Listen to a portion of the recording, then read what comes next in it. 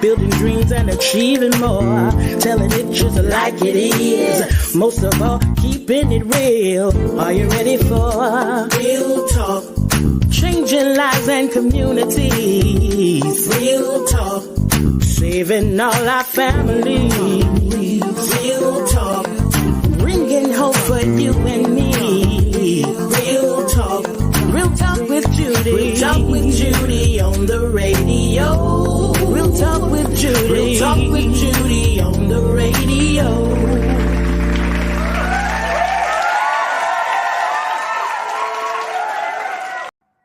Well, good afternoon, and thank you for tuning in to the Real Talk with Judy live radio show. It's the #1 radio show for empowering, inspiring, and motivating, and helping women and everybody, all leaders, to see that it is possible. And you have to see it before you see it, or you never will see it. And that's what this show is all about, helping you to see it, to imagine that it is possible. And so again, thank you for tuning in to the Real Talk with Judy live radio show. I am Dr. Judy, your radio host, and here with me is my amazing co-host. Hey, Doctor, Yaquanda Payne McCall. God bless you. And so thank you for joining us this beautiful Tuesday afternoon, June 28th, 2020, right here in Tallahassee, Florida, on Hallelujah 95.3 FM. And those joining me by radio, Facebook, or YouTube, I want to say thank you so very much. Hello, Letitia. Glad to have you on. We're so glad to have you all. Thank you all so very much for joining in. And if you all would, go ahead and do me a favor while I get ready to introduce and say hello to my mama. Yeah, I know I gotta say hello to mama. Yeah, that's an everyday thing, man. I got to say hello to mom. I don't know about y'all, but I call my mama. I talk to my mama maybe 3, 4, 5 times a day. I really do. We talk 3 or 4, and if I don't call her, I am in trouble. So y'all go ahead and tag, get your Facebook, call, tag people, get them on here for us. Today we're going to talk about rape, sexual violence, or actually a whole lot about sexual violence, which rape is a part, HIV and AIDS, preventive. That's what we want to do. Yes. We're going to talk about the prevention of it and what it really is, okay? And so while I greet my mama, y'all go ahead and call them and text them and get them on. Hello, mama. I want to say hello, mama. Hey, Mom. We're ready for you, mama. We're ready for you. And so we're glad that you all are tuned in. So mama, my mother, and y'all already know, that's Dr. Irma Hunter Wesley of Fort Lauderdale, Florida. She is the reason who I am today. And she still is my trusted advisor and mentor. And to my awesome and amazing husband, Superintendent Gerald Mandrell, who's at work, but he is, hey, Cindy, that's my sister Cindy from Scotland, who happens to be in Amsterdam right now. Yeah, so she and her husband and her daughter, they're doing some amazing things over there. But my husband is the reason I get to do what I do. And then we have Priscilla John Lewis, who is the director of my marketing team, my production manager, production director, rather. She is absolutely phenomenal. Yes. So many people calling for her because she does an excellent job. And to you, the greatest audience ever, thank you so very much for coming back. Greatly appreciate you. And so many was texting, but thank you all so very much for coming on. We wait on you. And so you all were so kind to wait on me. And I greatly appreciate it. Thank you. So today we're going to get started. We're going to get started with my sister Tanya is on here, and so we want everybody, y'all come on and get on here. Let's get this show going. To all our business partners, thank you so very much for being a sponsor to the Real Talk with Judy show. They're down scrolling beneath, and so we're going to get ready for the show. So listen, we're all about empowering you, enlightening you. Yes. We want you to understand what is. One of the things that the scripture says is that God said that my people are destroyed for lack of knowledge. Yes. And today we're going to bring to you knowledge. But I wanted to bring in someone who was really there to help us, who knows, who's been doing this for a while. And so today, to train and inform us more Yes. on the topic of rape and sexual violence, HIV and AIDS, and to give us some preventive measures, Yes. training. He's going to do a training. Let's do it. We're going to do a training today. And a lot of you all probably know him. Some of you probably do not. He's a historian, a social entrepreneur, an author, a speaker, a blogger, an educator, and a podcast host. And y'all see that handsome man right there. Ladies and gentlemen, welcome to the Real Talk with Judy Show, Mr. Joseph Ward. Thank you for having me. I've been wanting to be on your show for a long time, so I'm excited to be here. And I'm so excited that your schedule permitted you to come. I'm so glad. I'm honored that you're here, Mr. Joe, and we're going to get into it. Now, I gave the audience a little bit about you. Mm-hmm. You know, tell them a little bit about you. So I'm a Tallahassee native. Hey. Graduate of Ricketts High School, as well as Florida A&M University, Pineview Elementary, Bellevue Middle School. So I'm a through and through Tallahassee. I've worked in HIV/AIDS and sexual domestic violence prevention for the past 13 years. Started in 2009. It was a good shift. Trying to find myself and see what I wanted out of life, kind of searching for my purpose. And the help of people like Mr. Sam Carter, Mr. Leroy Jackson at the Florida Department of Health at that time helped me find my purpose, helped me really understand what I bring to the table of life as a man, and to be able to grow in it and walk in it and be confident in who I am and what I do, and thinking outside the box and finding different ways to impact my community, because I look around and I see things in my community that I don't like, but then I ask myself, how can I fix it? Come up with ideas and take action on fixing things in my community that I see that I'm not happy with. So, I mean, like I said, I'm a historian. I've studied Black history for since about 2002, seriously. I've written 4 books. My platform is called On the Shoulders of Giants, and I tell the stories of sung and unsung heroes of the African diaspora. So mainly the people we don't learn about through Black history, you're gonna learn about those people on my platform. So being able to give HIV/AIDS information on one end, but also couple that with Black history information. Yes. Those are my 2 passions right now. So that's what I'm giving to the world. Wow. He's good. Wow. One of the things that you just said, excuse me, was they taught you how to be a man and bring and come to the table. Yes, ma'am. How important is that? I know with that's not, but how important is that? That men see how important is that? But I do think that's a part of this conversation, because it teaches, one of the things it teaches is discipline and structure. Okay. Right? Because a man who is not disciplined, or any person who is not disciplined, they're gonna have destructive behavior. Okay. And I just believe any man specifically that calls himself want to build something, want to be about something, but you live in a community where others have sacrificed before you for your community to be where it is, for you to be where you are. So I do think we all have a certain obligation to give back to our community, and I can be in a better position to give back the best man that I am. So that's why those 2 men I definitely give credit. My father, Wallace Ward, definitely he get the most credit. Mr. Douglas Constanzo at FAMU, like those are some of the men. Mr. Aubrey Ward, Mr. Corey Sanders, Mr. Keith Turner. Those are just men I can name off the top of my head. Coach Algie Hendrick at Ricketts High School when we were there. Coach Tyler Walker. I've had a number of men in my life that played a role into me being where I am today. So that's how I know that manhood, seeing real manhood, is important, because it's going to be able to produce a good crop of men that are actually productive citizens who will help to uplift, empower, and protect our community, rather than producing a crop of men who may be destructive. Wow, Joe, that is awesome. And I'm glad you brought in your father, and you talk, your father, and you list all these men.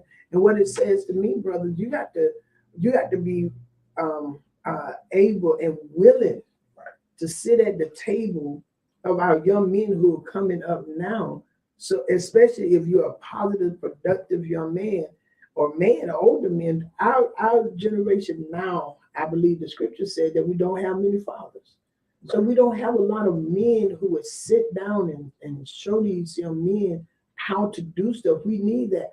I forgot who it is in our community. There's someone in our community who's I forgot his name, but he's one of his things is he's teaching young men how to change tires, how to change the oil, not his boys, just boys in the community. Teaching how to change the oil in a car, how to change tires, you know, how to do this, and how he taught them how to what is it? Lay the cement for a driveway. Those are skills. Those are skills that anybody can use, but especially a man. I believe every human being should have a skill with their hands that they can use in case anything goes wrong. Yes. Right. In case anything goes wrong, you need to have that specific skill. But like teaching young men things like that, it needs to happen. We need to be able to have as many examples of greatness as possible. We need to be able to see people from all walks of life. I know when I was growing up, one of the main things is we were enamored by athletes and the dudes in the hood because they had the money, they had the shine, they had the look that we all wanted, what was famous, what was successful.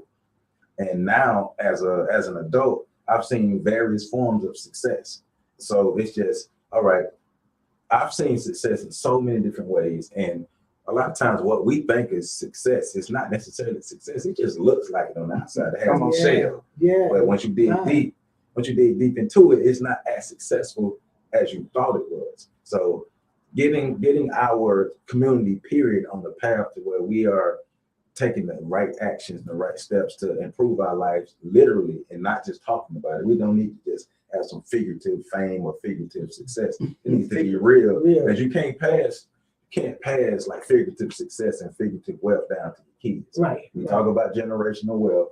We talk about nation building. We talk about family building. Let's do those things and have something to pass down so our kids won't have to struggle the way we did.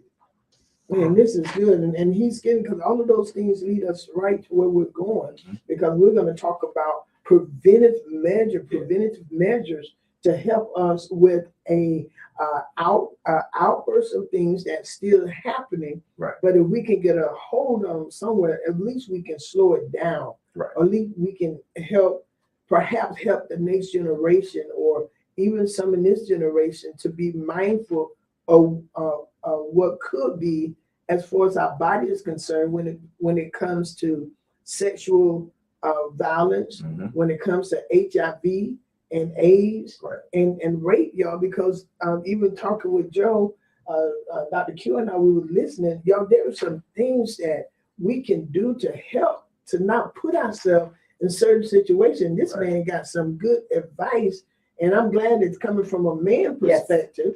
So we can understand some things. Right. And so we're going to talk about the sexual violence. We're going to talk about rape. So we're going to talk about HIV. So y'all, this is going to be a conversation that may deal with some things that you're not comfortable with, but you need to know. That's right. We really need to know. So we was outside and we were talking about sometimes with some of these young men, they get in trouble because you have to think. Yes.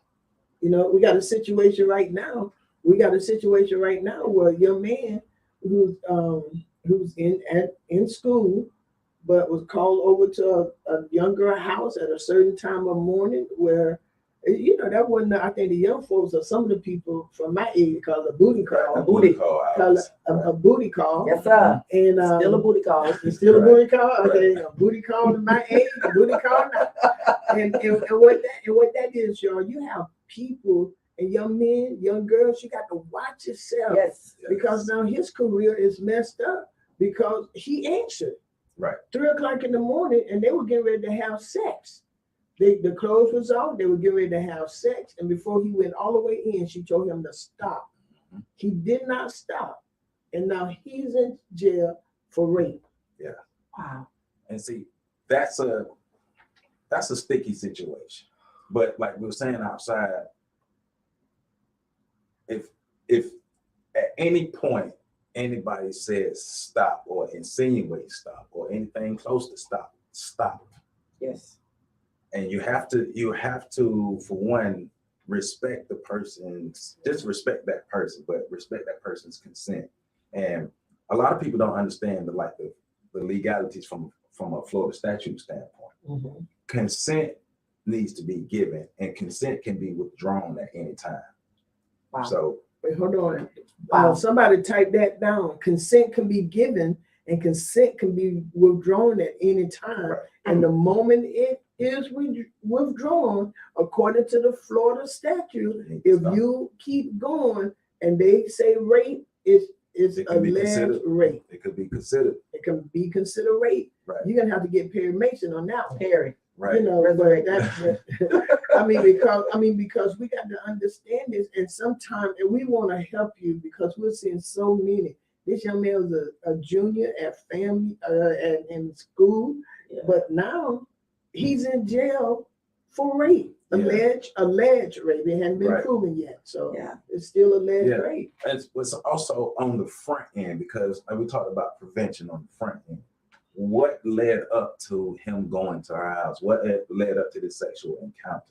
So I know it's not ideal, and I know this is not something that we're taught, and it might not be seen cool or sexy or whatever, but if somebody is saying, hey, come to my house, well, what are we doing? Yes. I need to know exactly what I'm coming over there for. I need to know exactly what we're doing. I need to know what you're agreeing to, what you're not agreeing to, so I can make the decision if I'm going to come to your house or not.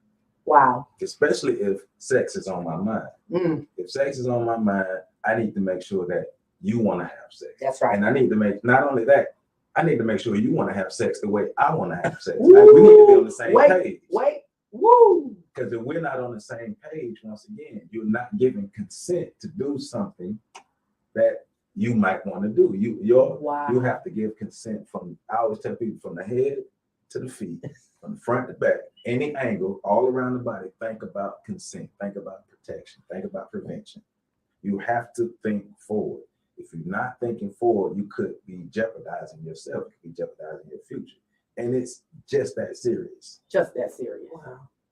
Wow. And I know someone said, well, why is she talking about this? Because we're having a lot of young men, young ladies now getting in trouble because they're not thinking. You got a future ahead of you, and this is with everything in life. You got a future ahead of you. Think about everything. And as Joe just said, every angle. That's with sex. That's with everything, y'all. Think about every area. You know, we was just told that a 6th grader is pregnant from a 7th grader. Wow. You know, we had a 6th grader in our city pregnant from a 7th grader.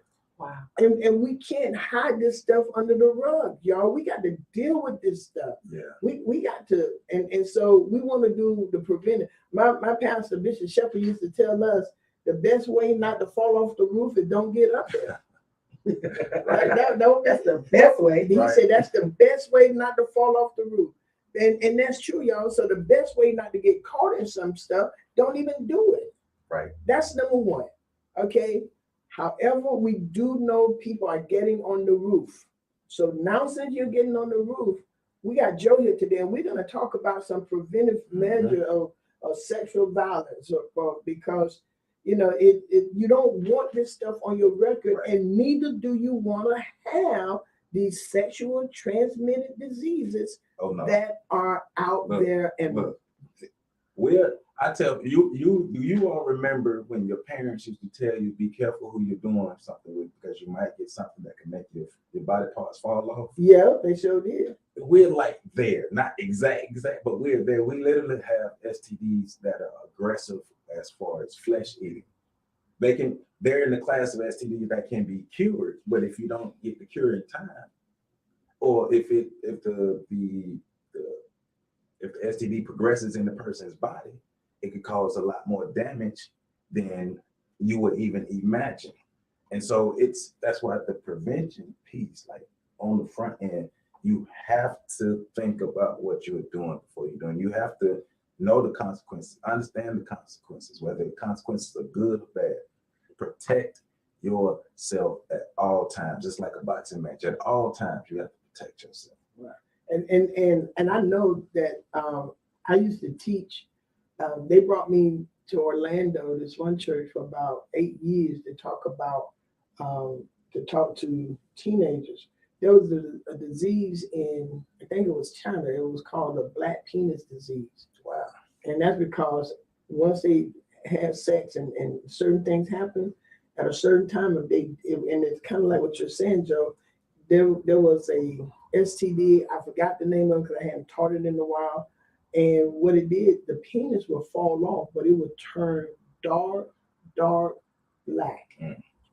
It sounds like when we have, it's a form of chlamydia called lymphogranuloma venereum. I don't think it's exactly that, but lymphogranuloma venereum is a very aggressive form of chlamydia that is here in this area, that is here in this 12-mile radius of Florida and Tallahassee, everything around here, and it's very aggressive, and if not treated enough time, it could cause the body part to balloon, turn black, and then die.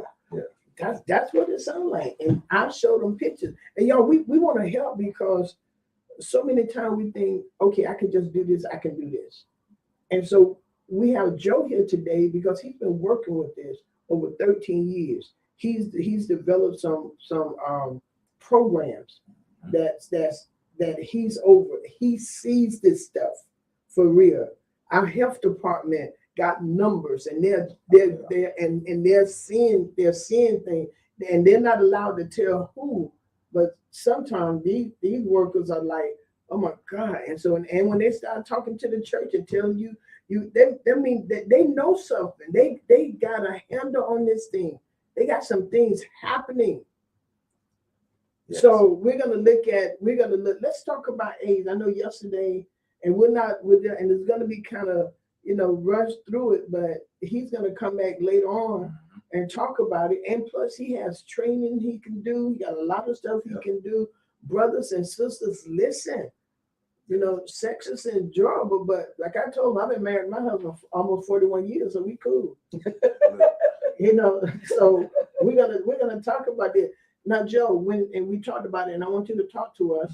When HIV first came out, all of us, including me, we really thought AIDS and HIV was the exact same thing. Yeah. So I had no idea HIV and AIDS were two separate things, two separate parts of the same entity until I started working in this HIV/AIDS prevention.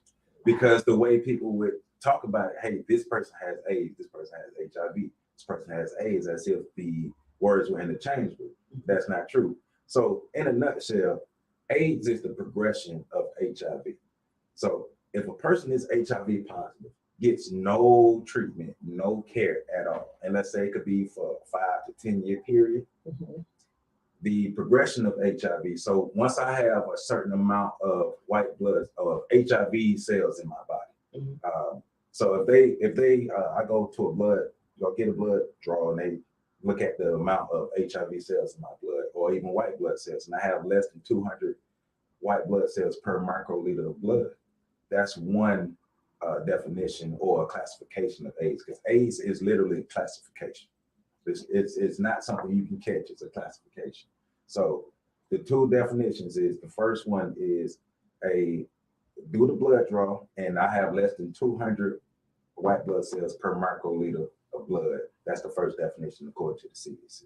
Wow. The second is the presence of an opportunistic infection, and that's think of an opportunistic infection as any infection in your body that could be laying dormant right now, but because your immune system is low, that disease woke up and had a chance to reboot. Now that disease, and one example is like Kaposi sarcoma, that it's a form of cancer that can be dormant in a person's body, but once the immune system gets to a certain level where it's low, that could trigger the Kaposi sarcoma to become activated. Wow. So if I have a opportunistic infection plus a diagnosis from the doctor that I have HIV, like you went and got tested and they told you you have HIV, but you also have a opportunistic infection, that could be one of the classifications for AIDS. And so that's one of the main things when I always start to get people to understand HIV and AIDS, and nobody in the history of the world has ever contracted or transmitted AIDS. It's literally the progression of HIV in a person's body, and it's a literal classification. It's a classification by the medical establishment. So once this person reached these levels, once they reach these definitions, now we can classify this person as AIDS. Now, just because you have that classification doesn't mean that you have to exist at that physical state for the rest of your life. There are plenty of people who have been classified as AIDS, but improved their health, took their medicines, and got healthy. And so now they're what's called undetectable, because the other end of the spectrum of AIDS is undetectable. Okay. And undetectable is the opposite. I'm diagnosed with HIV. I'm taking my medicines every day. And because I'm taking my medicines, when I go give an HIV test, it's going to show negative, because I have so little amount of HIV in my body. Okay, so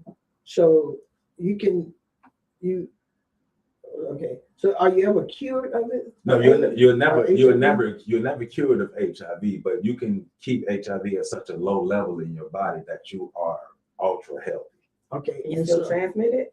Can you just? Well, it's very, very, very difficult, and it's almost impossible. I would say almost impossible for a person to transmit HIV when undetected. Now, the thing about that is, it's always the human element that would increase the chances of HIV being transmitted at the detectable level. At the undetectable level. So if I reach my undetectable state, but I decide not to take my medicines for a couple of days, my white blood cell or the amount of HIV cells in my body will increase.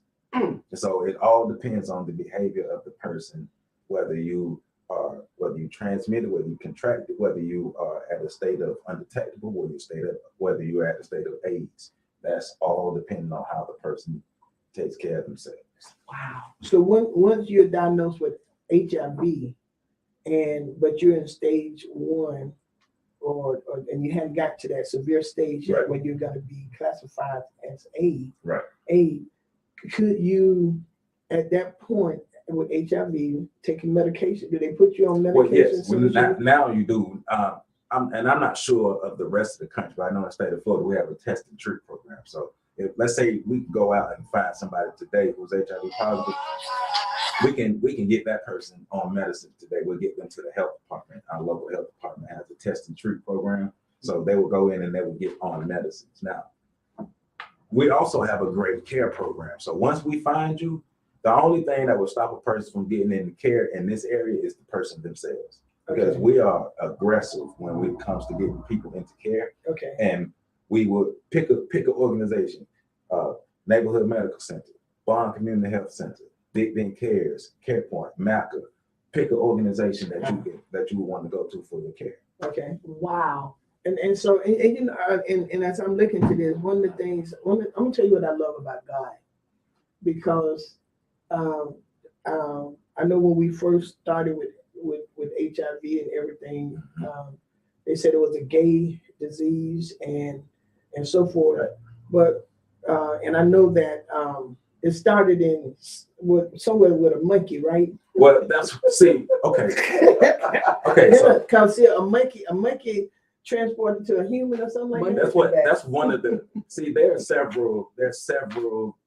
I guess you could say origin stories of it. Okay. That's one of the most popular ones that. Somebody in the Congo came in contact with what they call like the vervet monkey.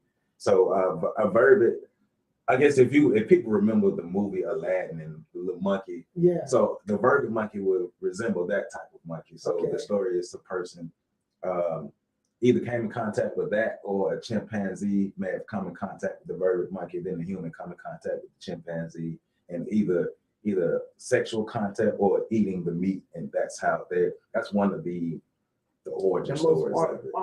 Right. Okay, but as I was saying, what I like about God, He still loves us enough, regardless of how the sin started or who supposedly, I know a lot of people said it was a curse on the gay population and all that.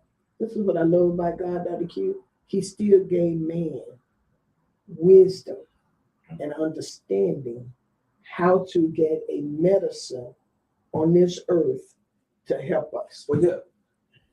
So this is one of the parts that I do love. is the evolution of the medicines. Now, I'm not a medicine expert, but we get a chance to go to certain meetings with drug rep companies, and we have brilliant pharmacists like Dr. Antonio Carrion. And Dr. Jeremy. Yes, sir. Yes, sir. Yeah. Yes, Yeah. Dr. Danielle Williams, Dr. Brianna Journay. There's three of the ones off the top of my head. They are brilliant pharmacists, and working with them helps me understand the medicines better. So when I go out to the community, because you're taking these 26-letter words, and I got to take this into the community, and the drug reps in the community don't speak the same language. So I have to be the conduit between that. But it's just understanding the evolution of drugs over time. So think about this. Let's say in 1985, people were taking a handful of drugs, maybe 10, 20 drugs a day. Now you just need one pill, one small pill. Wow. There's a drug called Cabenuva. So Cabenuva is, they've transitioned to injectables. So for the first 30 days, you will take the pill because we want to make sure the person is adhering to the medicine. Then after that, you're going to get a shot every 2 months. And this is the new wave of HIV drugs that we're going. So going from pills that felt like they were 12 inches to a small pill that a person can take. And then I think about someone who may be like me. I don't like swallowing pills. And so I knew if I was HIV positive, especially even 10 years ago or 15 years ago, it would have been difficult for me to take my medicine. And I might not have been the most adherent person because I don't like swallowing pills. It's difficult for me to swallow pills. I got to swallow 5 or 10 pills or 20 pills. But now it's a smaller pill that a person can take. And I know, okay, since I know I don't like taking pills, I can ask my physician or my primary care provider about this new drug, Cabenuva, which has the injectable. That'll be better for me. And that way my adherence will increase. Yeah, and I mean, y'all, and so all this is, and we're going to talk about how to even prevent from getting HIV and AIDS. But Dr. Clary said there's a lot of people in the body of Christ need a safe place to talk about these things and to be able to send to the right place to bring help and bring healing. Because, you know, we got a lot of people in churches who are dealing with certain things. And I know that because somebody told me I would be surprised. But this is the thing right here is that we, in the body of Christ, and I know one thing with you all have to be confidential. Right. And so he named a couple of places, but even before we finish, we got 15 more minutes, but we want to write out that stuff because we want people to be helped. You know, we really do. We don't want you to suffer in silence and not take your medicine because you're scared to go get it or anything like that. But we want to provide this place. Another question says, is it possible for someone to get this treatment for HIV that don't have health insurance? Oh, yes. Great question. I'm glad you asked that question. So neighborhood medical center, Bond Community Health Center are federally qualified health centers, meaning we're structured to give medical care to people who are insured, people who are underinsured, or people who have no insurance at all. But we also are, especially for HIV/AIDS, we're also connected to our AIDS Drug Assistance Program, or our ADAP program. And our ADAP program is designed to basically help people who are underinsured, that have no insurance at all, to be able to get the medicines that they need. So a pill that could cost $1,000 to $5,000 a month, now you'll be able to get this pill for free. All you have to do is go get your labs every 3 months. Just show up to your appointments. Wow. Go get your labs every 3 months. Make sure you stay in contact with your primary care provider. Make sure you just take your medicines and do what you need to do. And a lot of the services that we provide are free for people. Yeah, because it would be almost impossible for some people to do that $5,000 for a pill and you don't have no insurance. Exactly. That's a lot of money. And in addition to that, have you all heard about the drugs PEP and PrEP? Okay, so I'm gonna give you the analogy the same way I do it for everybody, just kind of juxtapose it to birth control and Plan B. So if a woman wants to prevent herself from getting pregnant, she will take the Plan B pill every day. So if a person is at risk of contracting HIV because of their sexual behavior, they would take the drug PrEP, the PrEP. They need to take PrEP every day in conjunction with using condoms. But PrEP is a prophylactic, oral contraceptive, or oral prophylactic that a person could take that could help from an internal standpoint prevent the transmission of HIV/AIDS. But once again, you have to use PrEP in conjunction with the condom. So think about a person taking PrEP the same way as you would think about a woman taking the birth control pill every day. If I do not take this pill, I'm going to put myself at a greater risk of contracting HIV. Wow. Now, the PEP, the PEP is the post-exposure prophylactic. So think about that as like the Plan B pill. I call it the literal HIV Plan B pill because it literally is a Plan B pill. So just like the birth control Plan B pill, you have 72 hours from your sexual encounter to get this pill into your system to help prevent the transmission of HIV/AIDS in a person's body. So both are free. Neighborhood Medical Center, come to us. Bond Community Health Center, go to them. Florida Department of Health here, go to them. Or come to Judy Mandrell and she'll tell you don't even have sex. Don't know it. Absolutely. If you ain't married. Right. And so but this is the thing, y'all. We have a problem in our area. We have a problem in our area. And so we want to help you to prevent getting HIV that could possibly lead to a classification of AIDS, right, and also to prevent sexual violence. So we got a lot of prevention here. Oh, yeah. You know, we're about prevention. We don't want you to have to get it, because one of the things that Joe told us too, condom ain't necessarily 100% safe. Right. So some of you say, well, I use a condom. Well, that still don't say that there's you still got a chance of contracting HIV, which could lead to a classification of AIDS. And we want you to know this stuff ain't dead. Right. And you know, we're just loosely around here doing everything, just sex everywhere, you know, right. Over here, over there, everywhere.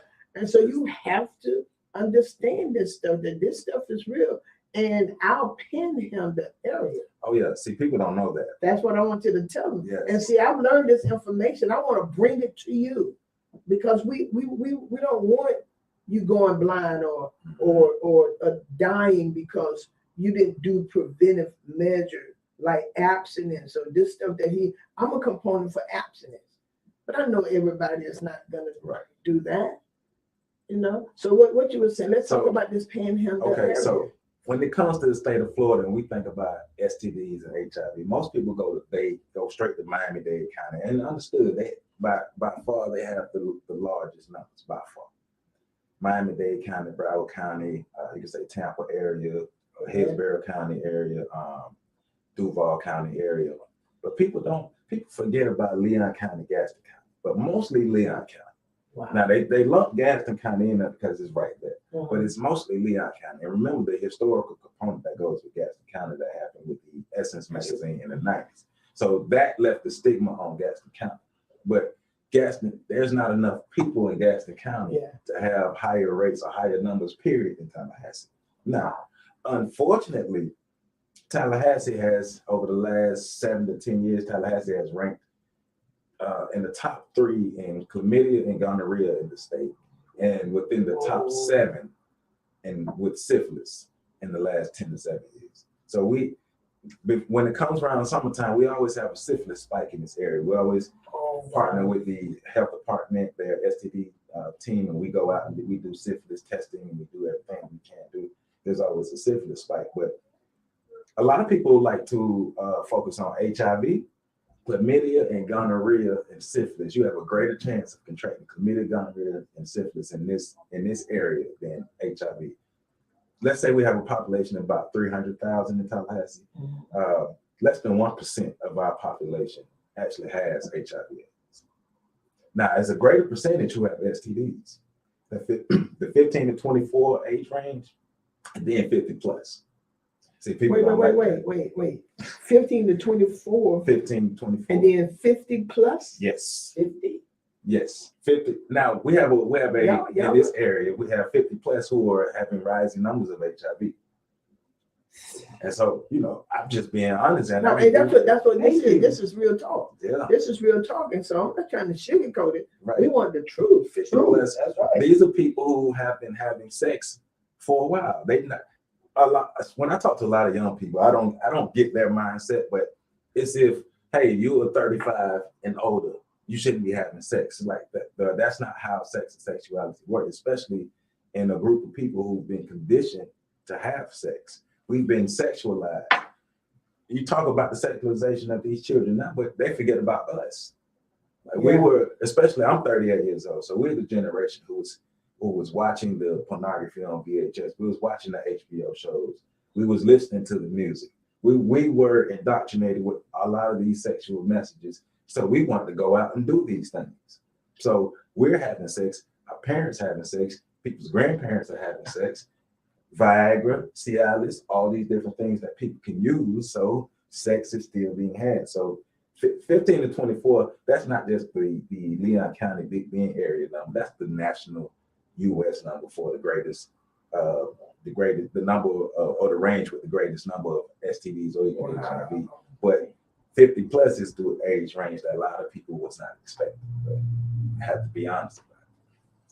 So, Joe, how can and thank y'all, thank you all so very much for being on and staying on, because y'all, this is a conversation we really need to have. Yeah, we need to have this conversation. We need to talk real about what's going on in our neighborhood, right? What's going on in our homes, in our community, because I think it was Dr. Q who told us outside, health is wealth.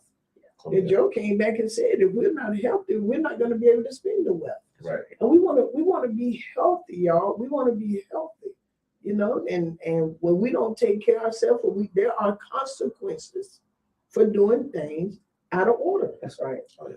There are consequences. And he told us the highest population, is it HIV or AIDS? So right now, in this area? The black population has the highest numbers overall, but if you want to break it down, black men who have sex with men, and then black women, heterosexual black women have moved into that second place spot. And because it used to be black men who have sex with men, and then I think it was black Hispanic men who have sex with men, and white men who have sex with men. But black women have came into that second spot, and a lot of it has to do with black women are having sex with black men who have sex with other black men. And a lot of people aren't having pre-sexual conversations.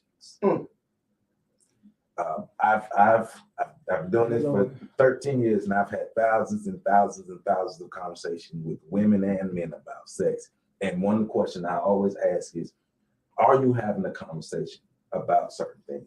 How are you having that conversation? And one of the main answers is, well, especially for women, I don't know how to ask that question.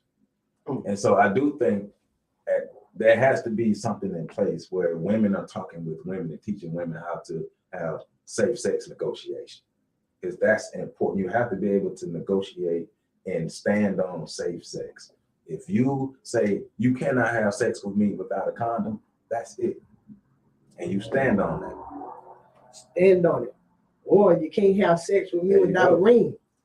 Stand on it. Stand on it. Stand on it, y'all. We got to have principles, ladies. We have come into the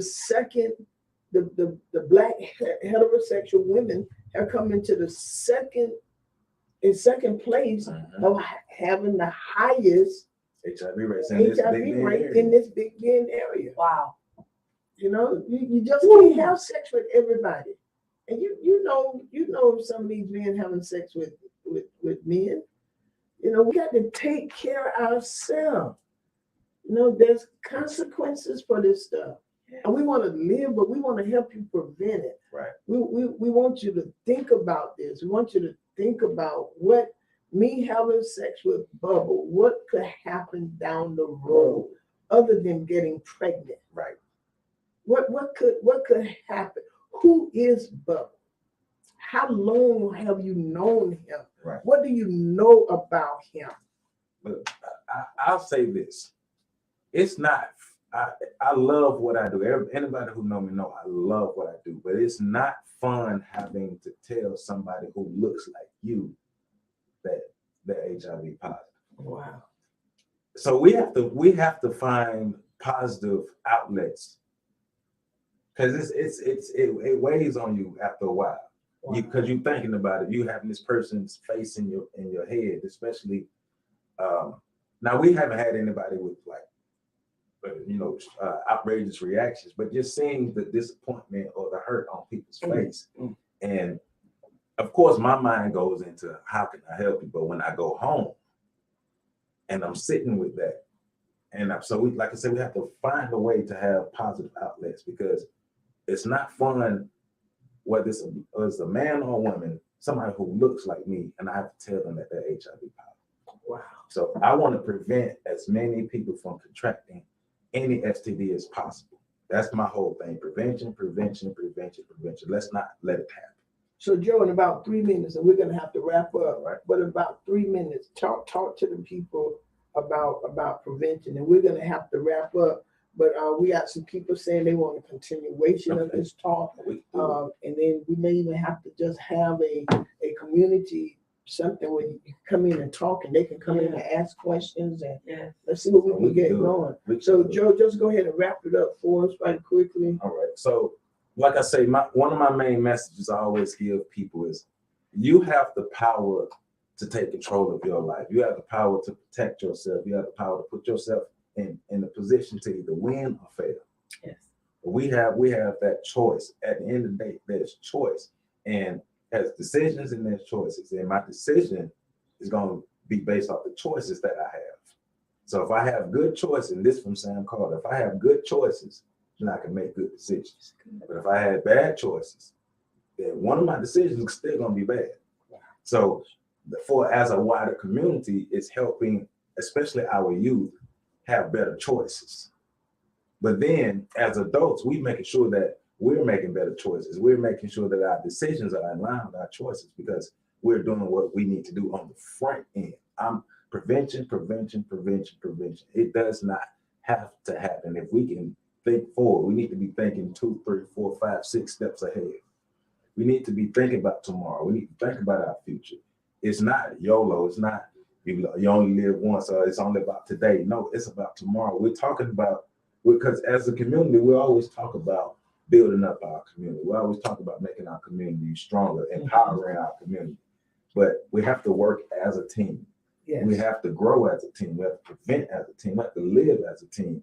You should be able, if you see my children, I don't have any children, but if you see my children acting out, I shouldn't have no problem with you checking my children. And I know you're not coming from a malicious place. Right. That sense of community is gone a bit. Yeah. It's gone. And I grew up with that. Yeah. Like somebody, it was always, yes, sir. My mama know everybody. So somebody always knew my mama. Right. So I want us to get back to that sense of community, but I also want us to understand that sense of community helps the cultural values. It helps preserve those cultural values. And I do think a lot of our cultural values are gone, but we can resurrect a lot of our values, and especially our values that dealt on discipline, principle, structure, empowerment, love, just making sure that we're taking care of each other. Take care of yourself as an individual. Do not allow anything or anyone to break you down or bring you down. And as a community, having that respect for each other, having that self-esteem. So individual self-esteem and a collective self-esteem, and putting that all together. Because when you love yourself and you really love yourself, you have high self-esteem, you see yourself in high regard, you're not going to let anyone break you down, not even yourself. You can't even do it to yourself because that's that self-preservation that kicks in. But you won't allow anybody else to take you off your square or to bring you down because you work too hard and you got too much purpose.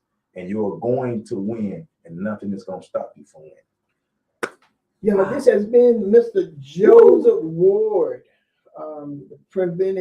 talking about prevention of HIV, AIDS, and social violence. And we know that we were hitting just the top, the surface of all of this, but as a community, as people, love yourself. We got to think about this, y'all. HIV and AIDS are not gone. Right. Chlamydia, syphilis, gonorrhea, this stuff ain't gone. It's still here. We got to take care of our community holistically. Our Black community, we need to help take care of yourself and take care of each other. Yes, ma'am. And hear me, gentlemen and men and women. No mean no. Whenever a recant is given, that's a no. And my heart go out to the young man who's been arrested, and he's not the only one. Some more in there who's been arrested because he didn't stop. But he was a junior in college. She was a sophomore, and now his life is going to be interrupted. Yes. Could be by prison, or it could not be. We don't know. But right now, he ain't been in class because he's in jail. Right. Wow. All right. So, Joe, thank you so very much. No, sir. thank And you. we're gonna come back again. One Anytime. day we're gonna come back and also we're gonna set it up in the community where we can have a longer time, and we can have we can have that Q&A. Q&A. Oh yeah, we let's do it. need it, and so we can, and we'll make it big. Okay. We'll let's make do it big because I don't like to hide anything, and I just don't.